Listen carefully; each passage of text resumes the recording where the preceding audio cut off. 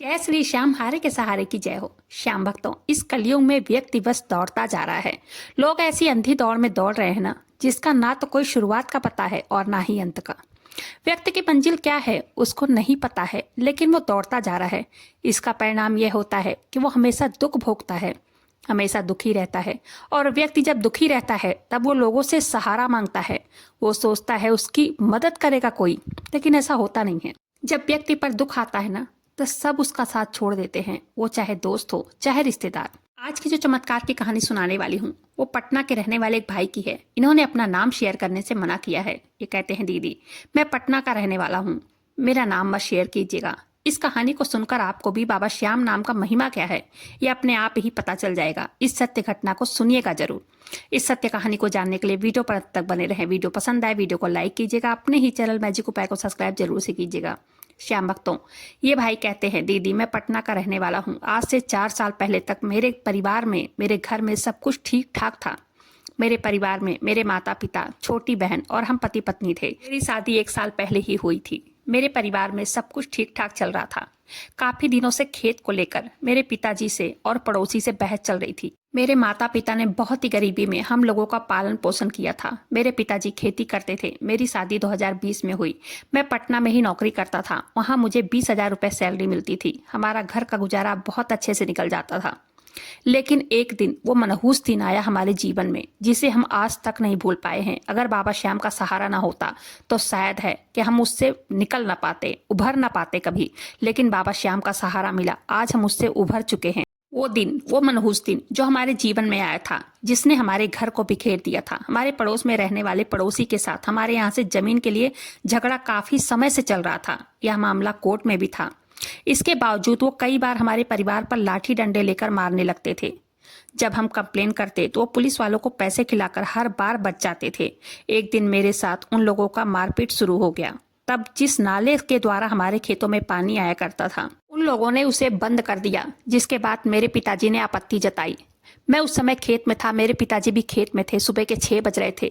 उन लोगों ने मेरे साथ, मेरे पिताजी के साथ मारपीट करना शुरू कर दिया। वो लोग 4 से 5 लोग थे और हमारी तरफ से केवल हम 2 लोग, मेरे पापा और मैं।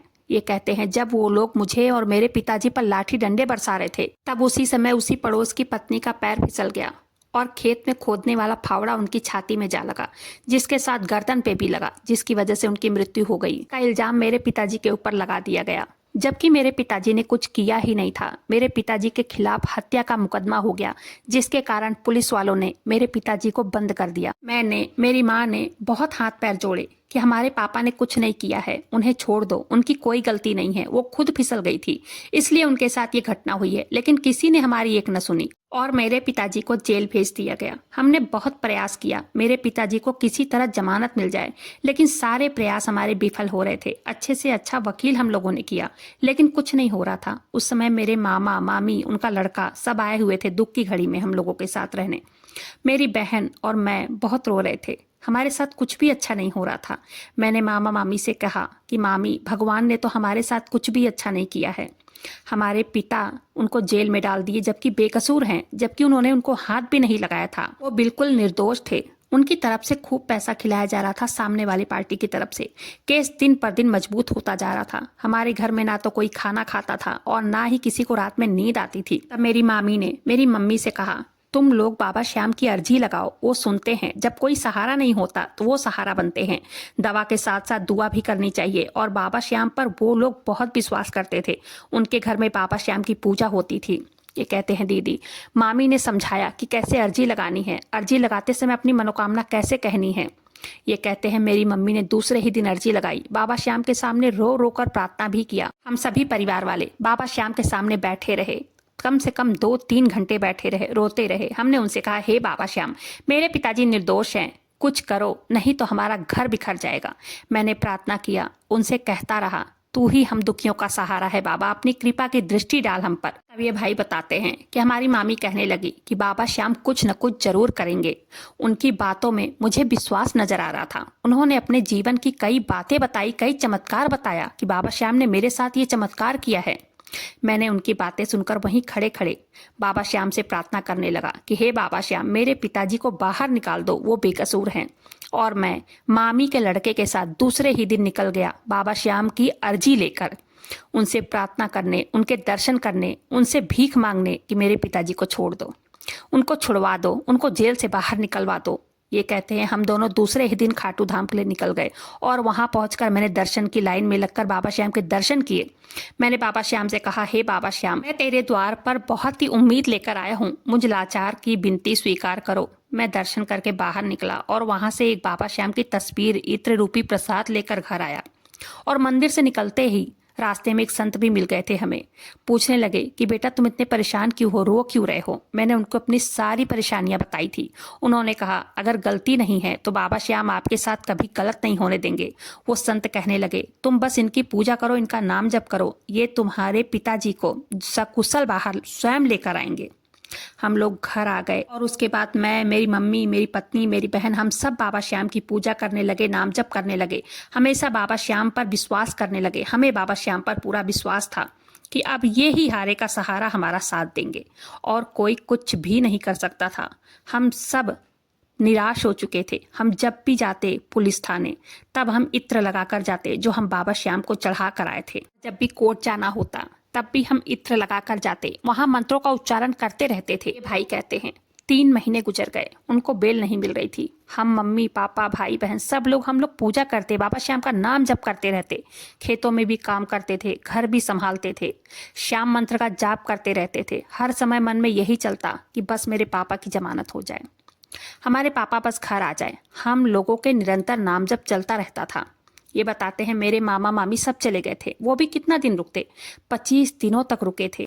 ये कहते हैं दीदी 3 महीने के बाद बाबा श्याम के मंत्र जप का, बाबा श्याम की पूजा ने चमत्कार कर दिया, मेरे पिताजी की जमानत हो गई, वो घर आ गए। हमारे लिए उनका घर आना किसी चमत्कार से कम नहीं था, जिसका छूटना नामुमकिन था, वो घर आ चुके थे। अब हमें पूरी तरह बाबा श्याम पर विश्वास हो गया था कि जैसे बाबा श्याम ने मेरे पिताजी को जेल से रिहा कराया है, वैसे ही उनके माथे पर लगा कलंक भी धुल जाएगा। फिर हमने अपने पिताजी को भी कहा आप भी रोज बाबा श्याम के मंत्रों का जप किया करो।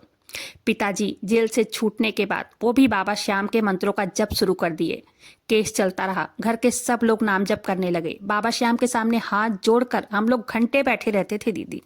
उस समय लड़ाई झगड़े में बहुत सारे लोग खड़े थे, उसमें से कई लोग गवाही दी और कई लोग डरते थे, उन लोगों ने गवाही नहीं दी। गवाही भी सामने आकर नहीं दी किसी ने, लोग उनसे डरते थे, वो पैसे वाले लोग थे। हमने एक एप्लीकेशन लिखा, उनमें लोगों के साइन करवाए, अपना नंबर लिखा। 40 लोगों ने साइन किया, 40 लोगों ने अपना नंबर लिखा, पूरे गांव के लोगों ने साइन किया था। साइन करने के बाद लोगों ने कहा था कि हम सामने नहीं आ सकते, लेकिन हमारा फोन नंबर इसमें लिखा हुआ है। पुलिस वालों से, जज से, एसडीएम से, किसी से भी हमारी बात करवाना। हम उस लड़ाई को सब लोगों ने देखा है और हम सब सच्चाई बताएंगे। 1 साल केस चला दीदी। मेरे पिताजी के माथे पर लगा कलंक हट गया। अब हमारा घर पटरी पर आ गया है। जो खेत पर केस चल रहा था वो भी बंद हो गया है। खाटू वाले की कृपा से सब ठीक चल रहा है। हमारे साथ बाबा श्याम का बहुत बड़ा चमत्कार हुआ है। कहते हैं बाबा श्याम के सामने जो भी भक्त सरेंडर कर देता है अपने आप को, बाबा श्याम उसे उठाकर सीने से लगा लेते हैं। उसका हर काम खाटू वाले करते हैं। बाबा श्याम के दरबार में सब कुछ मिलता है, लेकिन टाइम लगता है, लेकिन मिलता जरूर है। जहाँ खाटू वाला होता है वहाँ उसके भक्तों का कोई कुछ बिगाड़ नहीं पाता है। समय जरूर लगता है, लेकिन आपकी बाबा श्याम सुनते जरूर हैं। बस विश्वास दृढ़ होना चाहिए। जितना जिसका विश्वास और भाव होता है ना, उतनी ही जल्दी बाबा श्याम की कृपा उस भक्त पर होती है। ये भाई कहते हैं दीदी 5 साल से केस चल रहा था उस खेत पर। वो खेत वो हथियाना चाहते थे, जो कि हमारा खेत था।